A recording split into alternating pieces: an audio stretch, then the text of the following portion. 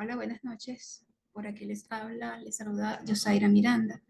Un gusto acompañarlos. Por dificultades técnicas, pues no se pudo por Instagram. Así que tenemos entonces el plan B a través de Zoom. El tema de hoy es la migración, el tema de migración y familia. Comencemos hablando entonces rápidamente de lo que es la migración. La migración se entiende como el desplazamiento que realiza una persona de un lugar a otro. Puede ser interna dentro del mismo país, puede ser externa cuando se cruzan las fronteras. Dentro de lo que es el ámbito de la migración existen algunos términos que a veces se prestan a confusión. Por ejemplo, la palabra migrante designa a toda la persona que se moviliza. En el caso de la persona inmigrante, pues se trata de aquella persona que sale del país de origen hacia otro, y en ese otro país que llegue en el estado de recepción, pues allí será tratado como inmigrante.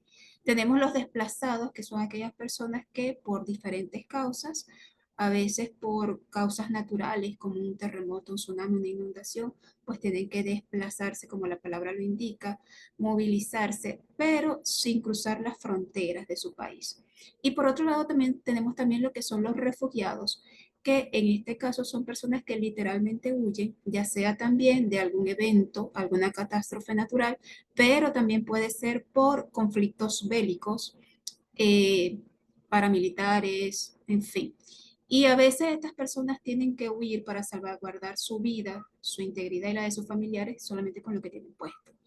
Entonces, de acuerdo con esto, fíjense, hablamos también de las personas que son indocumentadas, que son las que llegan a esos países y lamentablemente no tienen ningún documento de identidad que los acredite.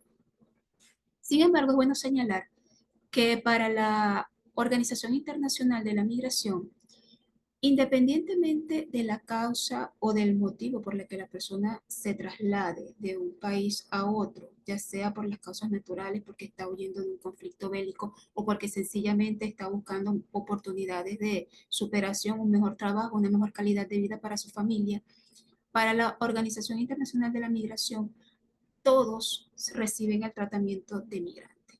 Y esto es muy importante porque recuerden que la migración, si bien es un fenómeno globalizado actualmente, es mucho más visible actualmente gracias a lo que son pues los avances tecnológicos, sobre todo en materia de transportes y telecomunicaciones. Sin embargo, la migración siempre ha existido en todos los estadios de la humanidad, pues nuestros ancestros siempre se movilizaban buscando lugares con climas más favorables o para buscar fuentes de alimentación o de agua o ir de las bestias o de los conflictos. Entonces, la migración también es un componente muy importante para lo que es el desarrollo de los pueblos. E incluso ya dentro de lo que es la Agenda 2030 de la ONU, se reconoce la contribución de los migrantes para el desarrollo de los pueblos. Son una fuerza laboral importantísima. Ahora bien, independientemente de la causa por la que lo que la persona pues migre, sabemos que esto trae consigo una serie de consecuencias tanto positivas como negativas. Por el lado positivo, podríamos nombrar que precisamente desde la parte económica, pues esto ayuda a lo que es el desarrollo de los pueblos a través de esas remesas que estos migrantes movilizan o envían a sus países de origen.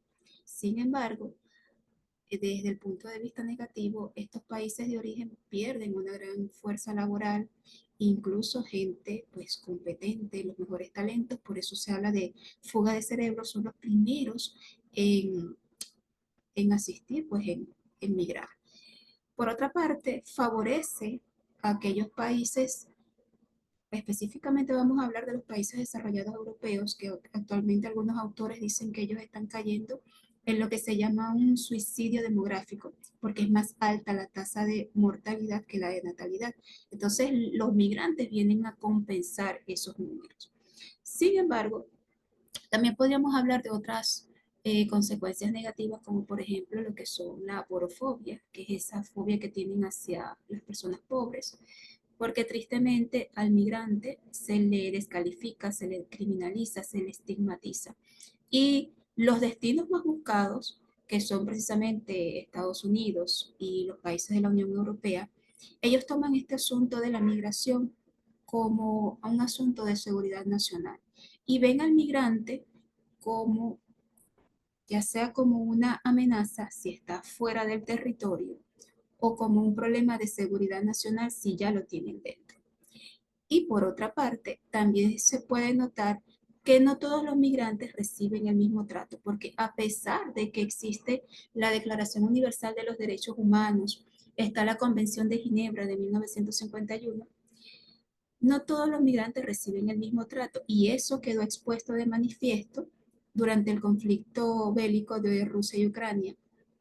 E incluso ya el presidente de Amnistía Internacional en ese momento, en marzo de 2022, criticaba la doble moral, por ejemplo, en España, porque por una parte abrieron los brazos a los migrantes ucranianos, pero por otra parte a los migrantes de la frontera sur, es decir, los que vienen de África, se les reprimía brutalmente, habían devoluciones en caliente, contrariando esa convención de Ginebra de 1951 y la Carta Fundamental de los Derechos que los mismos países de la Unión Europea ya ellos habían firmado. Entonces, fíjense la doble moral. Lo que son los países, los migrantes que provienen de países africanos, latinoamericanos, se les criminaliza, se les estigmatiza, mientras que a los que son de la misma Unión Europea se les recibe de brazos abiertos y se les da pues esas facilidades. De hecho, a raíz del conflicto bélico de Ucrania con Rusia, se implementó por primera vez la directiva número 55 del año 2001 que fue adoptada por el Consejo Europeo. Y esta directiva, a pesar de haberse adoptado hace más de 20 años, nunca se había puesto en uso, nunca se había eh, aceptado ponerla en vigencia, implementarla, a pesar de que ya habían habido otras migraciones importantes masivas provenientes precisamente de los conflictos bélicos del África subsahariana. En cambio, como el conflicto era pues europeo, ahí sí se implementó rápidamente, 6 días antes de que comenzara el conflicto, esta directiva se activó para poder entonces que los países miembros de la Unión Europea pudiesen proteger a estos migrantes de manera más rápida, para que ellos pudieran acceder a la protección que esa directiva contempla y a su vez pues no se colapsaran los sistemas de asilo que se caracterizan por ser bastante lentos en estos países. Ahora bien, sabemos también que los migrantes se exponen a otros peligros, como son, por ejemplo, el tráfico ilegal de migrantes. Tenemos también lo que es la trata de personas con diversos fines, desde la explotación laboral, la explotación sexual, el matrimonio forzado, el secuestro para fines de extracción de órganos, adopciones irregulares. Entonces, es importante que las personas que vayan a migrar, por un lado, se informen de las políticas migratorias que existen en ese país al que ellos aspiran, al país de recepción, y por otra parte tomen las medidas necesarias para asegurar su vida y su integridad. Hablemos ahora un poco de lo que son los instrumentos jurídicos que protegen a los migrantes. En este caso podemos nombrar 4 que son los principales. En primer lugar, tenemos la Declaración Universal de los Derechos Humanos de 1948, porque recordemos que ella establece a través del principio de universalidad pues que todos los seres humanos tenemos derecho a la dignidad y a la protección. Y precisamente por esta declaración, estos derechos fundamentales de las personas tienen que ser respetados y garantizados en todo tiempo y lugar. También tenemos el estatuto, o como ya le dije anteriormente, la Convención de Ginebra de 1951, que se adoptó a raíz de la Guerra Mundial. Entonces, pues, de la Segunda Guerra Mundial. Entonces, aquí en este estatuto, ¿qué se hizo? Básicamente se definió lo que es el refugiado y se estableció el principio de la no devolución, salvo que esa persona se convierta en un problema de seguridad o de orden público para el país. Y es que estos dos instrumentos, como ya los mencioné, lo que es la Declaración de los Derechos Humanos y lo que es la Convención de Ginebra de 1951, contemplan básicamente todo lo que son los derechos humanos que el migrante pues se le tienen que respetar, como por ejemplo la asistencia legal, la asistencia material, es decir, poderle brindar eh, vivienda, educación, alimentación, asistencia sanitaria, si está enfermo o padece alguna patología, condición, pues necesita atención médica, se le debe garantizar.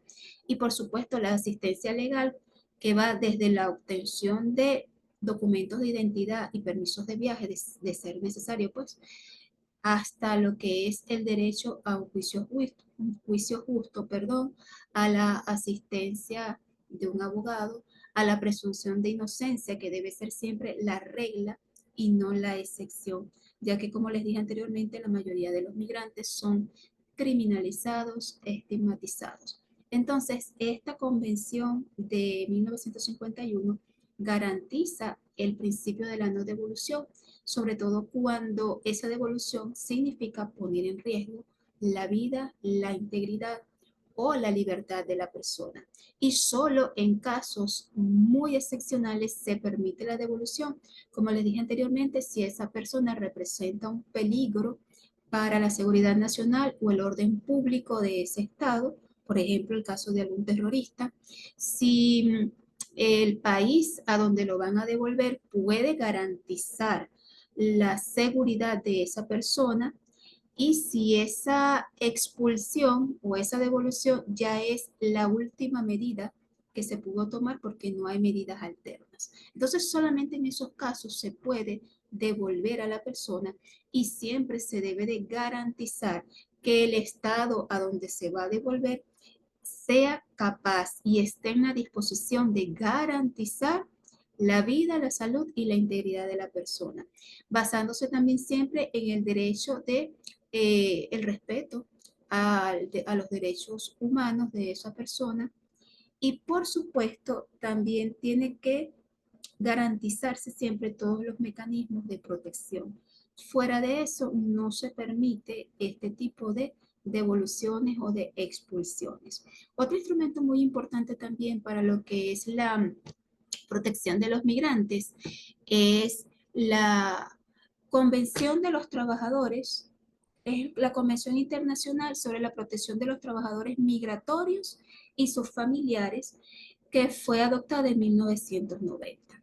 Sin embargo, también es de hacer notar que en Estados Unidos y en los países de la Unión Europea, este instrumento no fue adoptado, porque recuerden que aquí hay intereses políticos, hay intereses sociales y económicos que obviamente van a impedir, porque estos son los países a donde la gente pues más busca migrar por el mismo desarrollo que ellos tienen.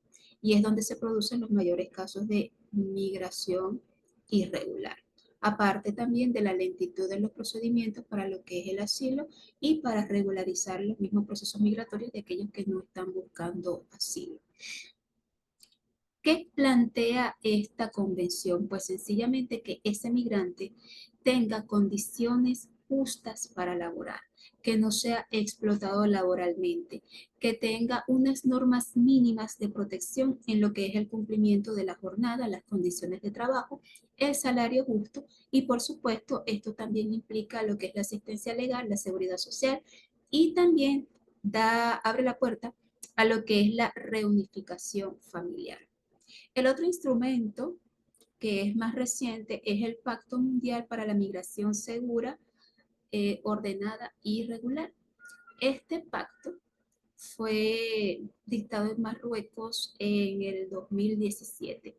Aunque son muchos los países que aún no los han adoptado, este pacto, que fue declarado por las Naciones Unidas, es importante porque en él se plantea la importancia, valga la redundancia, de que los países sean mucho más solidarios al momento de tratar el tema de la migración, y también de que la migración, no sea vista solamente como un problema económico o como un problema político, porque políticamente, ¿qué hacen los estados? Pues entonces empiezan a adoptar medidas desde el punto de vista legal, que puede ser el restringir aún más la entrada de los migrantes, poner mayores restricciones. Y desde el punto de vista económico, pues también sabemos la importancia que tienen los trabajadores migrantes que facilitan una mano de obra a veces mucho más económica que el nacional.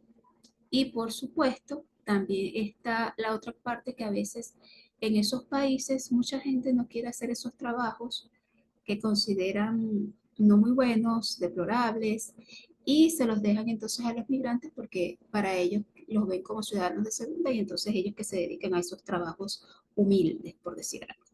Entonces, este pacto para la migración segura, ordenada y regular implica tratar a la migración desde un punto de vista holístico.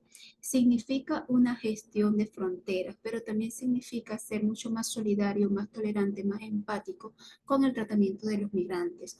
Significa no discriminarlos, no estigmatizarlos y, por supuesto, respetar siempre los derechos fundamentales de estas personas que lamentablemente pues han tenido que migrar para buscar mejor calidad de vida o para resguardar su vida y su integridad. Entonces, podemos ver que a nivel internacional tenemos estos cuatro, pero dentro de los estados de la Unión Europea, como les dije anteriormente, está la Carta de Derechos Fundamentales de la Unión Europea, que a su vez está basada también en lo que son los derechos fundamentales de la Declaración Universal de los Derechos Humanos. Y también podemos mencionar lo que son eh, la Convención sobre los Derechos del Niño, sobre todo cuando los niños forman parte de la migración. Tenemos también lo que es la Convención para la eliminación de todas las formas de discriminación contra la mujer, porque sabemos que muchas veces las mujeres dentro de lo que es la migración o dentro de lo que son los conflictos bélicos son las que llevan pues una carga mayor, porque muchas veces la violencia, la tortura, la violación, el abuso sexual forman parte pues de las tácticas de la guerra. Entonces, también podemos llamar o tomar en cuenta lo que es el Pacto Internacional de Derechos Civiles y Políticos, así como el Pacto Internacional de Derechos Económicos y Sociales. Entonces, como pueden ver, hay varios instrumentos jurídicos que podemos tomar para fundamentar la defensa de los derechos de los migrantes. Entonces, pues lo importante en este sentido, y sería la primera palabra clave, es que si usted va a migrar, pues se informe de las políticas migratorias que existen en ese país que usted aspira a llegar. Porque recuerden que aún, aunque estos pactos y estos tratados hayan sido firmados o adoptados o ratificados por el país, la implementación del mismo varía en cada país. Entonces, la primera palabra clave es la información. Y lo segundo, si usted es migrante, y en este caso ya voy a hablar propiamente de lo que es la familia, si usted es migrante o está pensando en migrar, asegúrese de dejar a sus hijos resguardados. ¿Por qué? Porque por lo menos acá en Venezuela, que hemos tenido un flujo migratorio masivo, dado lo que es pues, el problema político de la situación país de nosotros acá, muchos padres pues se van y dejan a los muchachos, a veces que si con la abuela, que si con el tío, que si con la comadre.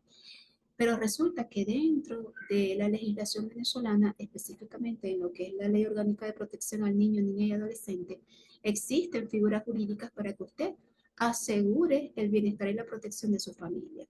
Y estoy hablando directamente de lo que es el ejercicio unilateral de la patria potestad, si los niños se van a quedar con mamá o con papá. De manera que si el otro progenitor tiene que salir del país, el que se quede no necesite, por ejemplo, autorización para viajar en caso de la reunificación familiar o no necesite pues la autorización porque necesita expedir el pasaporte o cualquier trámite, ya con eso, pues esta parte queda cubierta.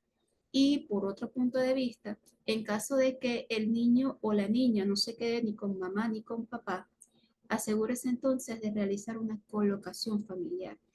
En este caso, el niño puede quedar con una familia sustituta o con algún miembro de su familia de sangre, de su familia biológica, y esa persona va a tener la obligación de lo que en nuestra institución se conoce como la obligación o la responsabilidad de crianza.